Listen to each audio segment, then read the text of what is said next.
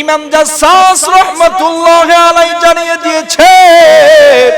ইমাম জাসসাস রাহমাতুল্লাহি আলাইহি আহকামুল কোরআন গ্রন্থে তিনি এটার ব্যাখ্যা করে জানায় দেয়। তিনি বলেন, নিজেদের উপরে জুলুম করা মানে, এরে মুসলমানেরা এই সম্মানিত মাস পাওয়ার পরেও এই মাসে আমল আখলাক করি নাই, নিজের হাত দিয়া গুনাহ করলাম, নিজের চোখ দিয়া গুনাহ করলাম, জবান দিয়া গুনাহ করলাম, নিজের পা দিয়া গুনাহ করলাম, অর্থাৎ অঙ্গ প্রত্যঙ্গ দিয়ে আমরা গুনাহ করলাম।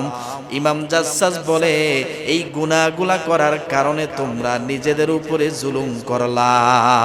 নাউজুবিল্লাহ। তার মানে নিজের অঙ্গ প্রত্যঙ্গ দিয়ে গুনাহ করার কারণে নিজেদের উপরে জুলুম করলাম। ওই যে ফালা তাজলিমু ফিহিন্না আনফুসাকুমের ব্যাখ্যা।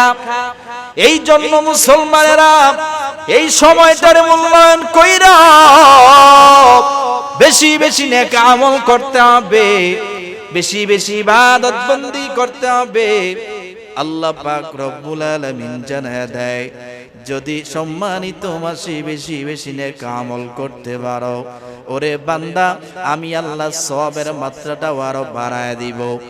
আর যদি বদ আমল করো, সওয়াব যেমন বেশি দিব, গুনাহ কিন্তু আমল নামায় বেশি ঢুকবে, শাস্তিটাও বেশি হবে। এই জন্য মুসলমান ইমানদারেরা যদি এই সম্মানিত 4 মাসে বেশি বেশি আমল করতে পারি, এই আমল করার কারণে ইমাম জাসসাস রাহমাতুল্লাহি আলাইহি বলেন, 4 মাস ইবাদত করলে বাকি 8 মাস সুন্দরভাবে চালানো, বেশি বেশি ইবাদত করার দায়িত্ব আমার আল্লাহ নিজেই আপনার জন্য নিয়ে নিবে। তার মানে 4 মাস যদি কোনো বান্দা ভালোভাবে আমল করে, আল্লাহকে আল্লাহ বলে ডাক দেয়,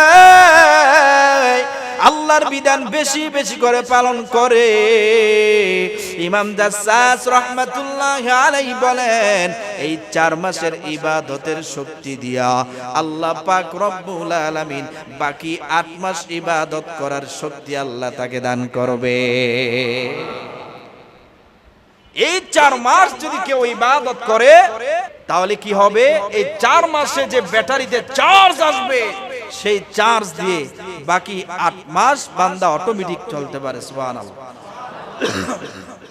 এই জন্য আমার ভাইয়েরা, এই মুহররম মাস সম্মানিত মাস, যেহেতু সম্মানিত মাস চলছে, এই মুহররম মাসের আমলগুলা কি কি কি কি কাজ আমরা করব।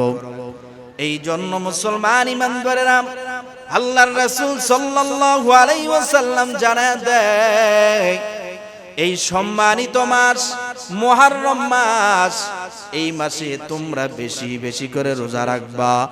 কারণ রমজানের পরে সবচাইতে দামি রোজা হলো মুহররমের রোজা। এই মুহররম মাসে যদি বেশি বেশি রোজা রাখা যায়, অন্যান্য মাসে রোজা রাখলে যে পরিমাণ সওয়াব আমল নামায় দেওয়া হবে, তার চেয়ে বেশি সওয়াব দেওয়া হবে মুহররম মাসের রোজার কারণে।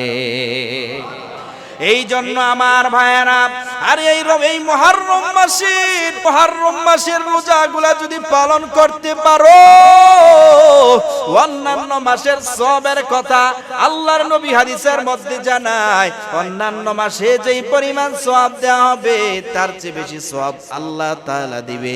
তাহলে এই মুহররমের 1 নাম্বার আমল হলো রোজা রাখা। আমার সাথে বলেন, মুহররমের 1 নাম্বার আমল কি? আরো জোরে বলেন, আমল কি? এই জন্য আবু হুরায়রা থেকে হাদিস বর্ণিত, আন আবি হুরায়রা রাদিয়াল্লাহু তাআলা আনহু قال قال رسول الله صلى الله عليه وسلم أفضل الصيام بعد رمضان شهر الله المحرم। আল্লাহর নবী হাদিসের মধ্যে জানায় দেয়, হে মুমিন মুসলমানেরা, আরে রমজানের পরে সবচেয়ে দামি রোজা হলো মুহররমের রোজা। হে মুমিন মুসলমানেরা, কারণ শাহরুল্লাহিল মুহররম, এটা হলো আল্লাহর মাস। নবী বলেছেন, এটা আল্লাহ ঘোষণা দিয়েছে, এটা আল্লাহর মাস। আল্লাহ তাআলা অন্য মাসকে আল্লাহর মাস বলে নাই, মুহররম মাসকে আল্লাহর মাস বলেছে। এই জন্য মুহররমের 1 নম্বর আমল হলো রোজা রাখা, আর সেই রোজার কারণে রমজানের পরে সবচাইতে উত্তম রোজা হলো মুহররমের রোজা। সুবহানাল্লাহ।